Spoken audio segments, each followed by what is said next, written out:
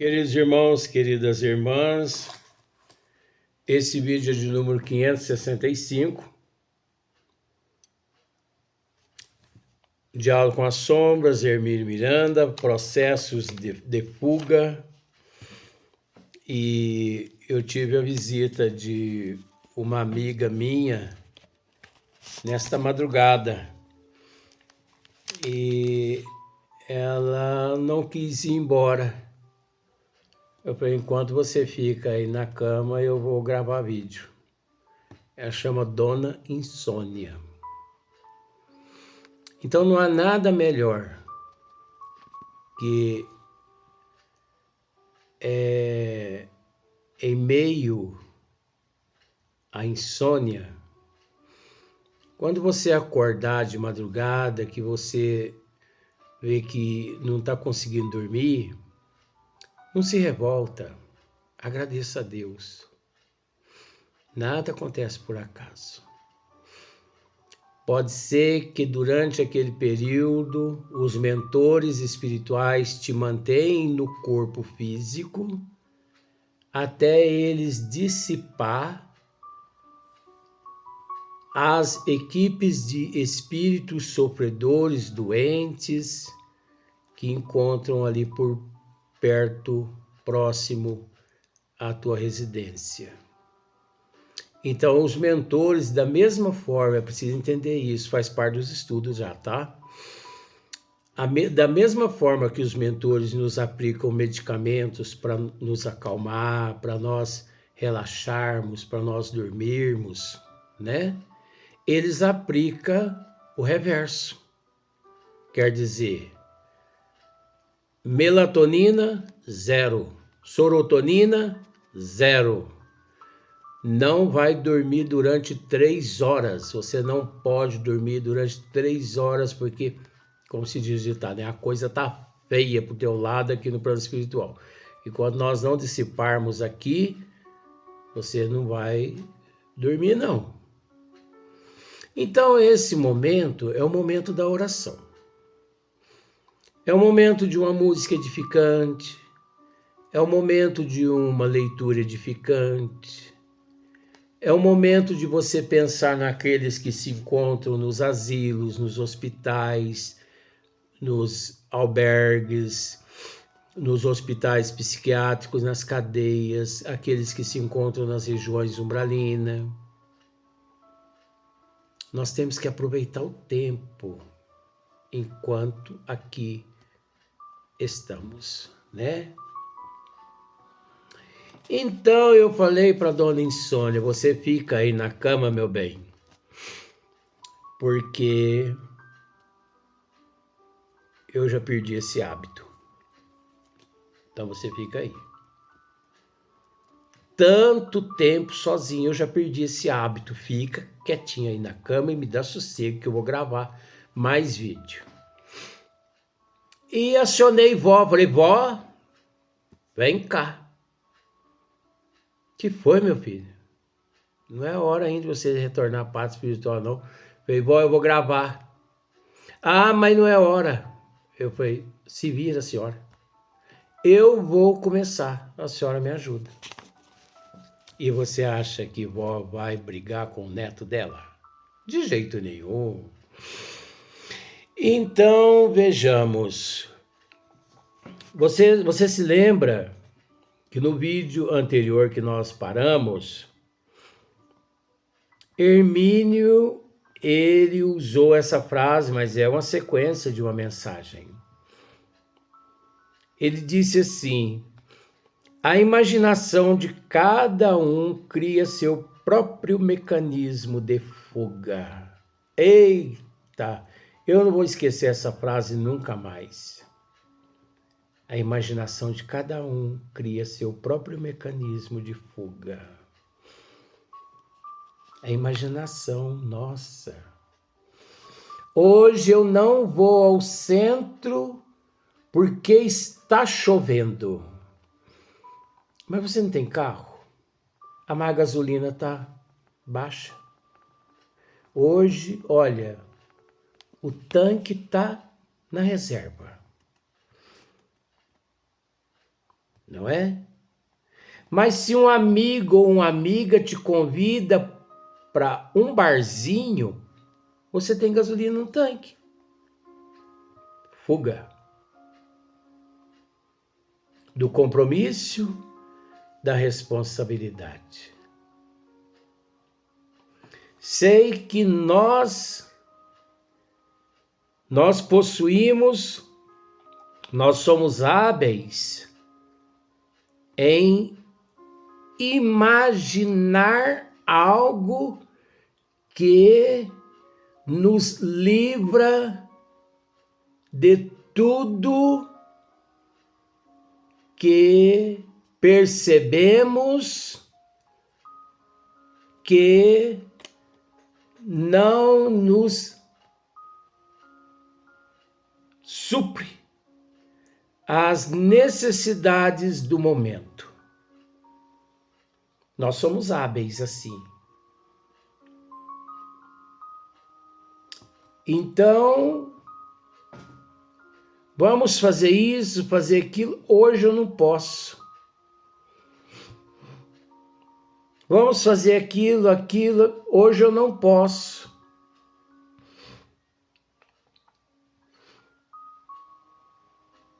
É o desculpismo. Nós devemos entender que hoje tudo que a humanidade enfrenta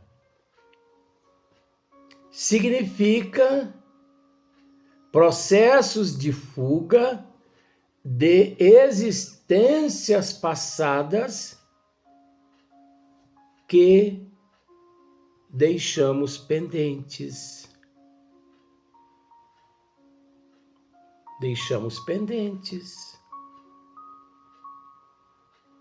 E enquanto nós não quitarmos o último ceitil,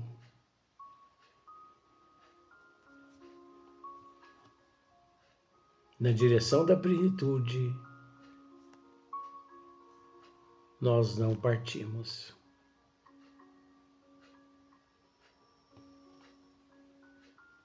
Processos de fugas, em todos os sentidos, desculpas, mentiras, avareza, orgulho, fofocas, arrogâncias. Olha para você ver. Sequência. Aos que se prendem aos conceitos teológicos. Quantos milhões de pessoas aqui na Terra se prendem aos conceitos teológicos? São milhões. E pelo fato daquele processo de fuga, do desculpismo da fé não raciocinada, da fé cega, o fato da pessoa não se interessar em buscar saber se procede ou não, chama-se comodismo. A pessoa está acomodada. Em todos os sentidos, católicos, apostólicos, romano, crentes, ateus, ateias, budistas, islamistas, espíritas, umbandistas, é o comodismo. Como se diz o ditado, tá bom, nem é está bom. Tá bom para mim aqui. eu tenho um fardo de feno, aguinha fresca, umas telhas que cobrem-me da chuva e do sol, que eu quero mais. Tá bom. Não é nem está bom demais. Tá bom demais.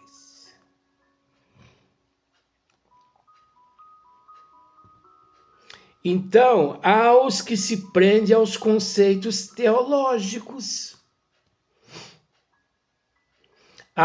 Porque o clero ditou essa, como se diz, ditou estas normas. O clero ditou essas, vamos dizer, enfim, leis que nós temos que seguir. Dogmas. Então, esses são os dogmas do catolicismo. Nós temos que seguir. Às vezes a pessoa segue aqueles dogmas, muitas vezes até contrariado, mas com medo da revolta do Deus assassino.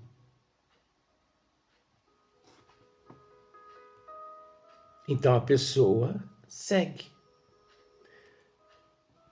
É preciso pagar X de dízimo. Isso tudo é fuga.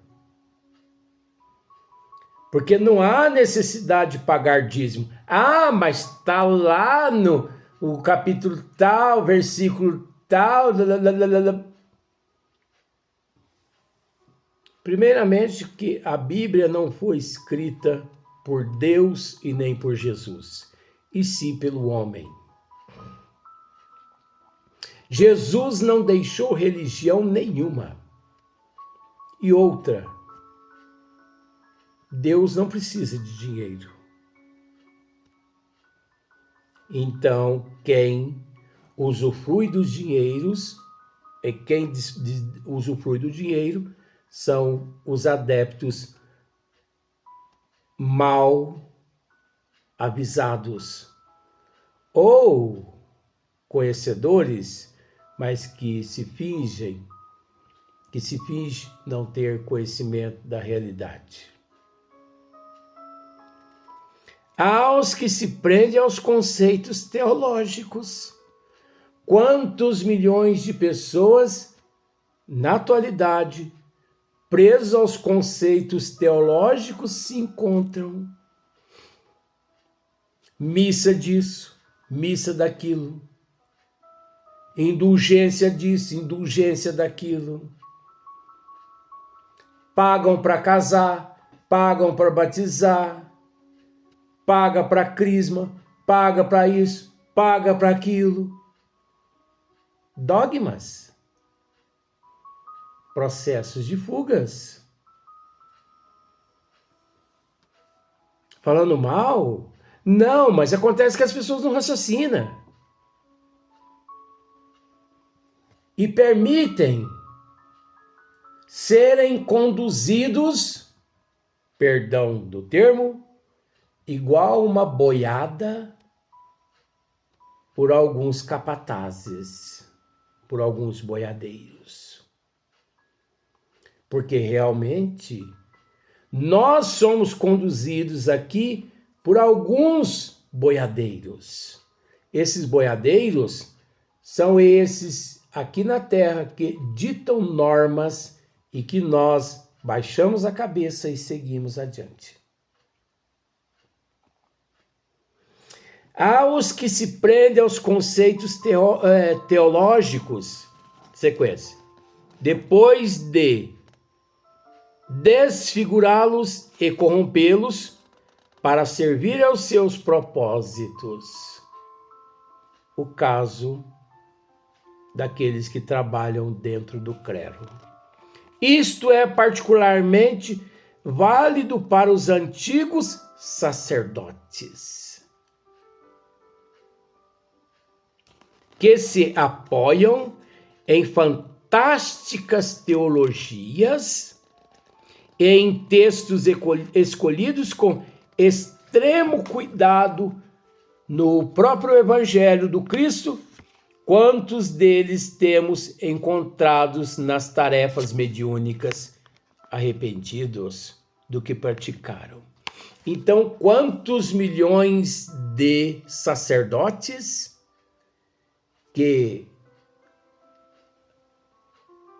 ao interpretar as passagens na Bíblia ou nas Bíblias ou nos Evangelhos, porque tem tudo isso. Ali eles interpretam de acordo com a necessidade deles. Tanto é que você observa, existe um número inimaginável de Bíblias, mas todas elas preparadas para sustentar aquelas agremiações. Porque é através delas, é através daqueles conceitos teológicos que os responsáveis pelas agremiações sobrevivem, ou eles dependem dessas agremiações. Então eles as interpretam de acordo com a necessidade deles. Então, é a quaresma, é o sábado disso, é o senhor morto que vai, senhor morto que vem. É um santo que chora, é um santo que não chora. Todo ano repete a mesma coisa. A procissão do senhor morto. Até quando, gente, nós vamos manter Jesus pregado na cruz, crucificado, sangrando? É interessante que a humanidade prefere esse Cristo sangrando. O espírita não, verdadeiramente espírita não. O espírita verdadeiramente espírita já descrucificou o Cristo há 2000 anos atrás. Mas muitos preferem o Cristo crucificado todo ano ali sendo carregado na procissão, e ainda tem o canto da Jerusa, né? Verusa, acho que é Verusa, Jerusa, desculpa que eu não estou habituado a esse povo. É o canto disso, é o canto daquilo, é a vela de 7 dias, o ramo, né, do coqueiro, todo ano. Isso são processos de fuga.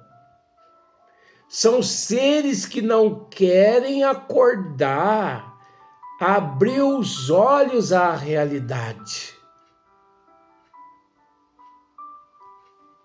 Tanto é que se você interroga o padre a respeito da justiça divina, isso não pode. Isso não é permitido. Mas por que Deus excomunga? Vamos ficar quieto. Então, o ano todo, esse circense. Mas não estamos falando mal, apenas comentando para o estudo. Porque o espírita, que se diz espírita, mas que não é espírita nenhum, ele também é dotado do desculpismo. Fuga para tudo quanto é lado. Quer que eu te diga uma fuga, um processo de fuga do espírita?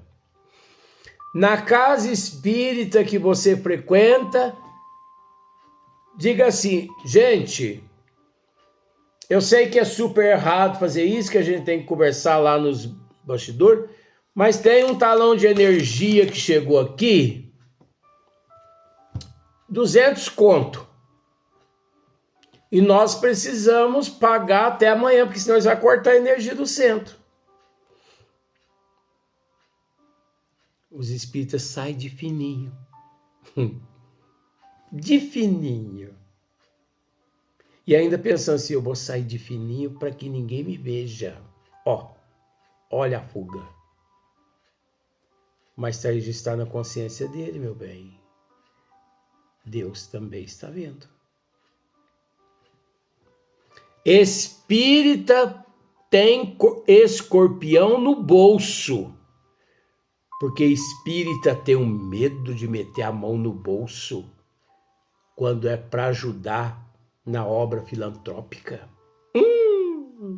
Se tem. Ele tem um medo de meter a mão no bolso. Ele analisa bastante, ele pensa bastante. Então, vejamos. Aos que se prendem aos conceitos teológicos, depois de desfigurá-los,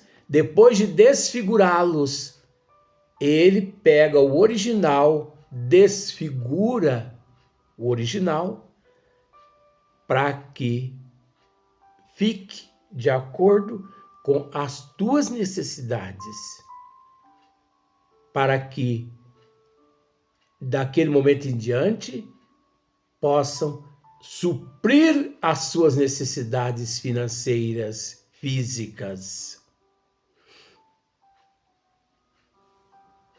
E corrompê-los para servir aos seus propósitos.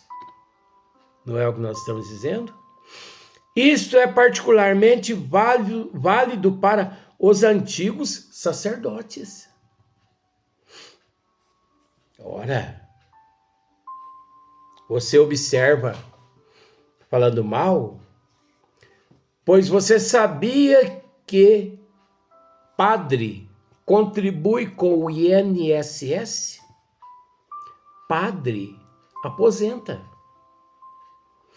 Padre, depois que ele aposenta, ele ganha do INSS, do governo, aposentadoria. Ele tem aposentadoria como se fosse uma profissão. Padre é profissão. Não é uma vergonha isso? Mas não é só padre, bem. Evangélicos, os líderes de todas as religiões, por incrível que pareça, menos o espiritismo, menos os espíritas são remunerados pelo INSS. Você sabia disso, meu bem? Se você não sabe, busque saber. O budismo, o budista, o islamista. Olha, mais de 60 mil crenças no mundo.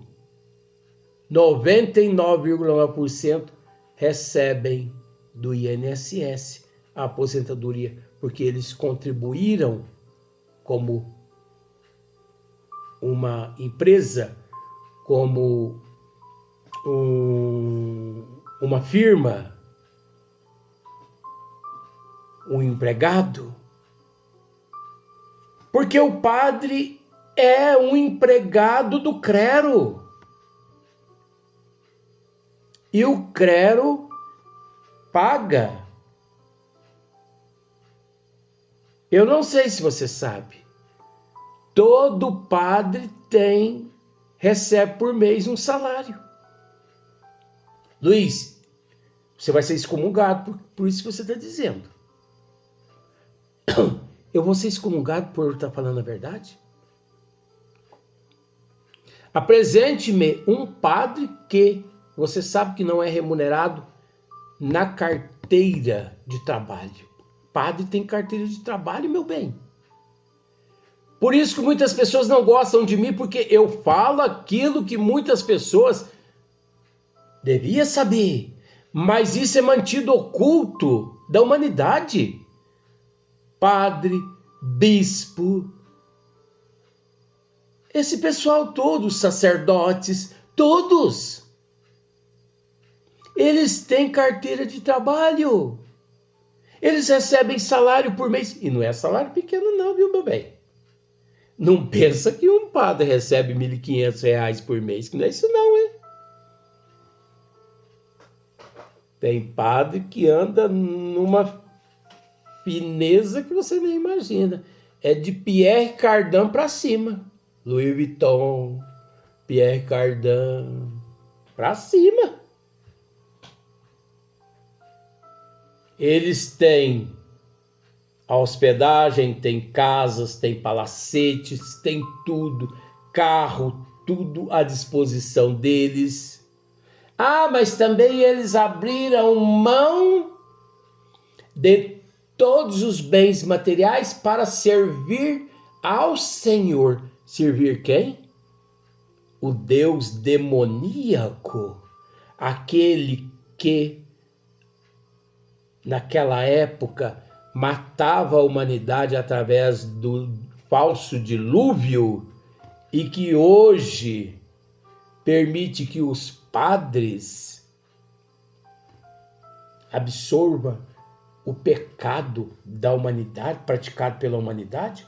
Por que então Deus não absorveu o pecado daqueles seres quando ele pediu para Noé fazer aquela arca? É o mesmo Deus. Só muda a época. Mas acontece que aquele Deus não manda mais. Aquele Deus foi destituído do trono dele. Quem manda hoje é o Papa, o juiz, o clero. Quem manda hoje são os padres, os sacerdotes, os bispos, porque eles é que fazem as leis. Então, por isso, eles têm salário, eles têm INSS, eles são aposentados. Ora, eu conheço muitos padres que são aposentados, que recebem aposentadoria todo mês. Próximo vídeo, vamos dar sequência no mesmo assunto.